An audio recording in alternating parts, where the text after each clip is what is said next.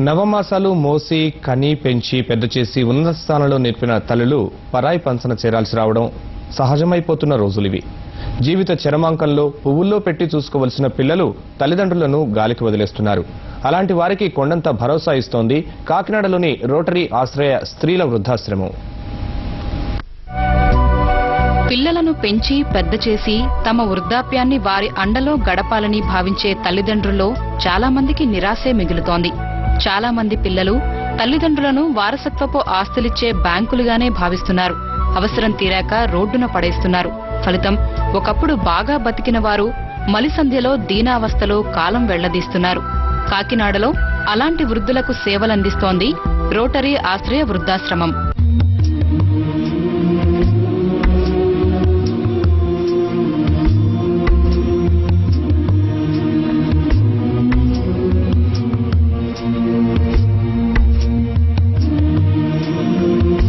Gynaecologist Aduri Vijayalakshmi తన దగ్గర వైద్యానికి వచ్చే మహిళల గృహ బాధలకు చెలించిపోయి 10 ఏళ్ల క్రితం ఈ ఆశ్రమం ఏర్పాటు చేశారు.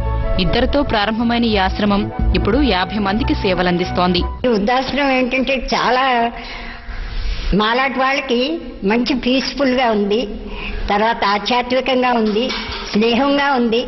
అన్నిట్లో కూడా ఇది చాలా వృద్ధి పొంది ఇంకా ముందు ముందు మేము వెళ్ళిపోయినా మా వెనక తర వాళ్ళకి బాగా ఉండాలని మేము కోరుకుంటున్నామండి. బాగా చూస్తున్నారండి, చాలా బాగా చూస్తున్నారు.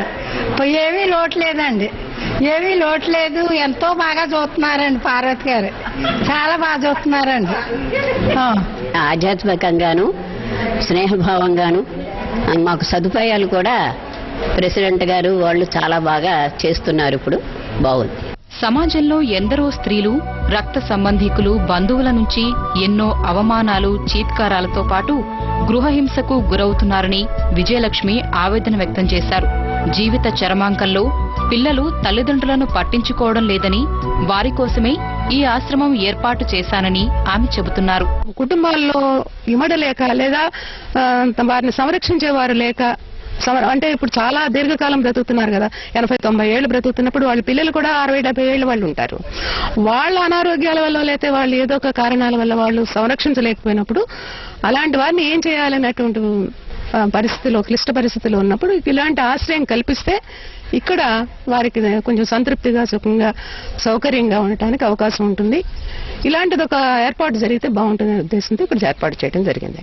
పిల్లలు, కుటుంబ సభ్యులు దూరమైన మహిళలకు చివరి రోజులు ప్రశాంతంగా గడిచేలా సేవలందిస్తున్న ఆశ్రమ నిర్వాహకులు ప్రశంసార్హులు.